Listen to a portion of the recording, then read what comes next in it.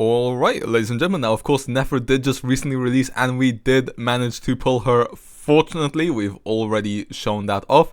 But of course, now it is time to try her out in the Spiral Abyss.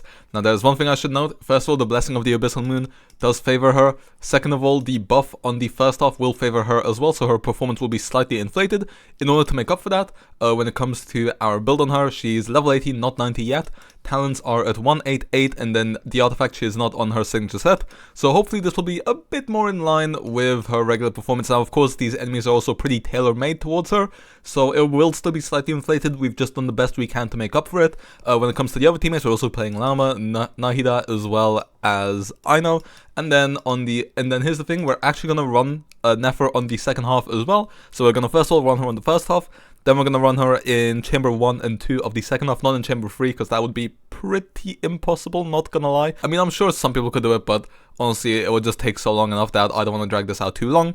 The reason why I'm doing 5 out of 6 chambers also is because we are going to be using a Clorinde team on the second half, but it will not be strong enough to clear the second chamber. So we're just going to skip over the second chamber and then do a normal clear of chamber 1, chamber 3, and then do chamber 1 and 2 twice on both halves. So yeah, hopefully that makes sense. With that being said, let's just hop right into it. Full character builds will be at the end. All premium units here are C0R0, wrong game. But real quick, if you want to pull any Nodcry characters, then I have the perfect thing for you, and that's a sponsor, lootbar.gg. You can use lootbar to top up on your favorite games like Genshin Impact or Honkai Star Rail and save up to 25% with special great value offers such as the limited 6,480 Genesis Crystals pack, as well as the all-in-one bundle, which now applies on Xbox and PS5 as well. And with the recent Genshin anniversary, you can get double on your first top-ups. And with the release of the Miliasha Wonderland, you can also top up Chronal Nexus directly on Lootbar with the same trusted services as the Genesis Crystals. When I decided to buy one of my friends a Welcome Moon, all I had to do was enter in their UID and region, and I received the purchase in literally less than 10 seconds. Creators like DuckTV and Jello Impact are also collaborating with Lootbar, so they are trustworthy, and they also have thousands of positive reviews on Trustpilot. Also, new users can get 10% off, and returning users can also get an extra 5 and 3% off. So be sure to check out Lootbar with the link in the description. Back to the video. Alright, and here we are on the first chamber. We do get a nice crit rate and crit damage buff, which is very nice. Now, I'd say EM is probably the most important stat for this team, but we will definitely take crit rate and crit damage, especially because we don't have the highest on our Nefer. She basically just got any leftover Wanderers as well as Gilded Dream sets. We did go ahead and use our ultimate there just because I love the design of it, so it would be a shame not to use it. Gonna go ahead and do 5 charge attacks here, which will allow us to use all of our stuff up on cooldown now. I think you can use 4, I think, but I just like using 3, I'm not gonna lie, or 5 rather.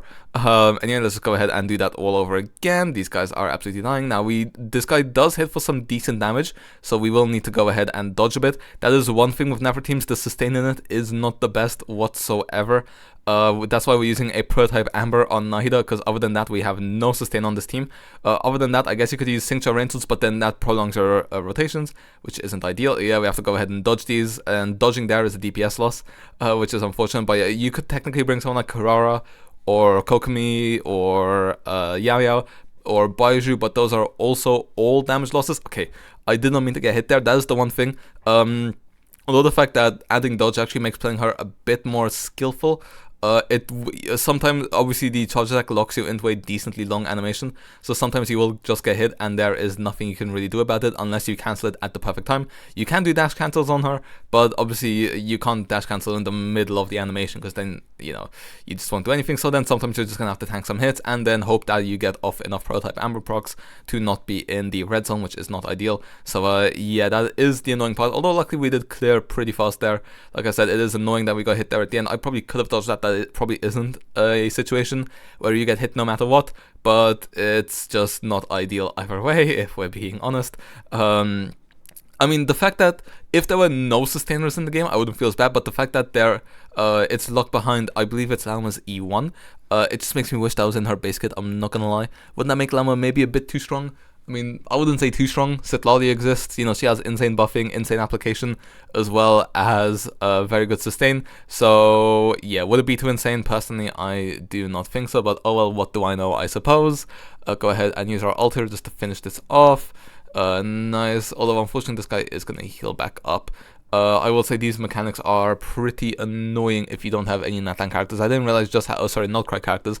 I didn't realize just how bad they were because we were just doing it in the overworld. But now that they've added it into the Abyss, it is pretty damn miserable, I am not gonna lie. The second chamber especially, the second chamber we're not gonna be able to clear with this team, like I mentioned, so we're just gonna skip over that and then go straight into the third chamber after we clear the first half. But then to make up for it, we will be showing off the chamber 1 and chamber 2 clears on the second half using Nefer as well, where we will actually be able to take out the second chamber because it requires no carry mechanics. Anyway, that's the first chamber down. With that being said, let's hop into the second one now. Alright, and here we are on the second chamber on the first half, aka the only half that we will be doing on this. Okay, we did just tank some pretty big hits there. Our Nefer is not healing up very much, so we are gonna have to be a bit cautious here. Wow, prototype Amber, thank you for all of that healing. Gonna go ahead and try to dodge these. Yep, I'm honestly just sprinting out of the way the best I can. Okay, I definitely want to get out of that zone because he can absolutely shred your HP in there. Ouch. Like so, although luckily he goes down now. We can go ahead and use our Nefer ult here. Now, unfortunately, we don't have Lauma's ultimate up, so we're not doing as big damage. But I just want to get a bit of DPS in before he puts his shield back up. Yep, like so. Because if we had gone to Lauma, then we would not have had the time to get a bit more damage in there. Anyway, Nahida, can you please hit your base attacks? There we go, perfect. Get all of our energy back, and we should clear in under a minute. So yeah, that's gonna be it for the second chamber. It's just time to move straight onto the third chamber. Alright, and here we are in the third chamber now, picking up a crit buff. Now we are up against one of my least favorite bosses in the entire game. I think this guy's design is so stupid. If they want to add him into the Abyss, he shouldn't start off in this phase, because if you don't kill him quick enough, you have to end up doing this phase twice, which is absolutely hellish. Basically, if you don't have Nilo or Nefer or Lauma or perhaps maybe a well-built Alhaitham, then there's basically absolutely nothing you can do. It is absolute misery. Even then, this literally took us 30 seconds basically to do. We haven't even done a proper damage rotation yet, and we are about 35 seconds in. I think it's so stupid that he starts off flying off in the air. It should only be after like a minute. Even then, I just wish he didn't have this mechanic in the first place. I absolutely hate this boss with every fiber of my being. Luckily, we will be able to absolutely decimate his HP boss, so we shouldn't have to worry about dealing with it for a second time. But like I said, this is still just absolutely atrocious boss design. Might be the worst in Genshin so far. At first I thought that the Notcry mechanics were not as bad as the Natlan mechanics, aka Night Soul, but I'm not gonna lie, it honestly might be much worse with the way things are going right now. Anyway, we are back with our Clorinde team because this is actually a side we can clear. It's so silly. Yeah, also the Natlan mechanics make it so that we ended up taking over 2 minutes in the second chamber, which is really cringe. Not gonna lie. Luckily here, all we have to do is apply Electrocharge. Like, see, if it was just Electrocharge, I wouldn't mind. If it was Electrocharge that got that bar down, I wouldn't mind. But no, of course it has to be the Notcry mechanic. It's just such bad endgame design. I'm not gonna lie. I just feel like I have to speak my thoughts here at the moment. But you know, we're supposed to be talking about Nefer. Nefer did absolutely shred everything in this Abyss. Like we did say, she definitely does have advantages because of, first of all, the enemy lineup / design. Second of all, the buffs, both from the Abyssal Moon as well as on the first half. Luckily in the second half, the stuff won't be so tailor-made to her, so that will probably be the best representation. In fact, probably a weaker representation than her average performance, because I think the Abyssal Moon buff will not compensate for the fact that she's not on her 6th set, level 80 as well as 188 talents. So yeah, that will be exciting. Anyway, we go ahead and clear the this run with 8 out of 9 stars. And instead of moving on to the character builds and outro, we will be moving on to the Chamber 1 and Chamber 2 clears of the second half with Nefer. Alright, and here we are on the first chamber once again, this time on the second half with our Nefer. Once again, we did pick up the crit rate and crit damage buffs, so we will be using those once again. I feel like this will probably end up being quicker than the Clorinde run, because this guy doesn't really rely on Electrocharge. He more so just relies on taking down the little grey HP bar tied to the lunar mechanics. Just go ahead and DPS him a little bit. We can get one more charge attack in, nice. just go ahead and also use all of just reset our rotation here, get a little bit of healing from prototype Amber as well. Luckily this guy doesn't do as much damage to us as that little purple thing does, or that purple big thing did in the first half. Okay, he should go down after the next, never mind, after the next charge attack, more like. Let's go ahead and use our ult as well, and then our skill, get a little bit of energy back as well. And yeah, as we can see, his HP run out is filling up with the grey, thanks to not Nilo, Nefer being able to do lunar damage out. That hurt our Aino, how dare you. Go ahead and do a bit more damage. There we go. All of his summons should be going down relatively soon. I do like Nefer's AoE. You know, it's not insane AoE, but it's pretty decent AoE, and that's also a pretty decent clear. So with that, let's move on to the second chamber, which will be the final showcase of the run. Okay, and finally here we are on chamber 2, second half for the first time, because like I said, it's just way too cringe to fight this without a character with the lunar mechanics. Absolutely hate it. Anyway, let's go ahead and swap into our Nefer and just see just how quickly these guys will go down. I'm expecting a very easy clear here using Nefer, not gonna lie. Also, can I just say that our Skirk cleared in about 30 seconds on the first half. Skirk just has some insane clearing speed. I don't know if you guys realized in the first chamber as well, she also cleared very quickly. So yeah, that's why the times are so high, despite the fact that this is the second half, not the first half, with how much time.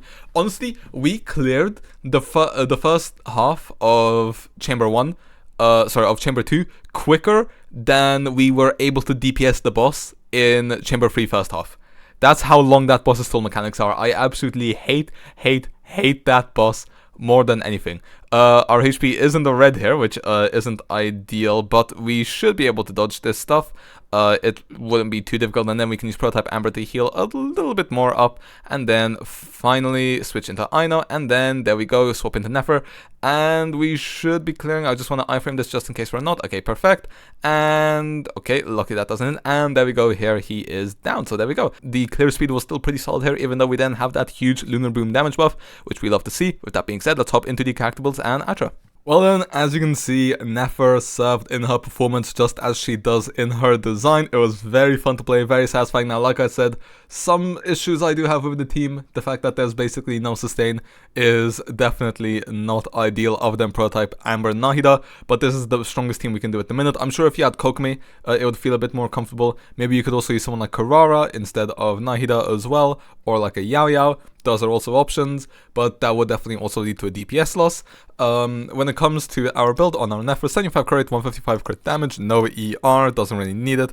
She is R1 of the not quite craftable, 2 PCM, just getting some okay crit stats, you know, nothing insane. EM, a crit rate with crit damage substat.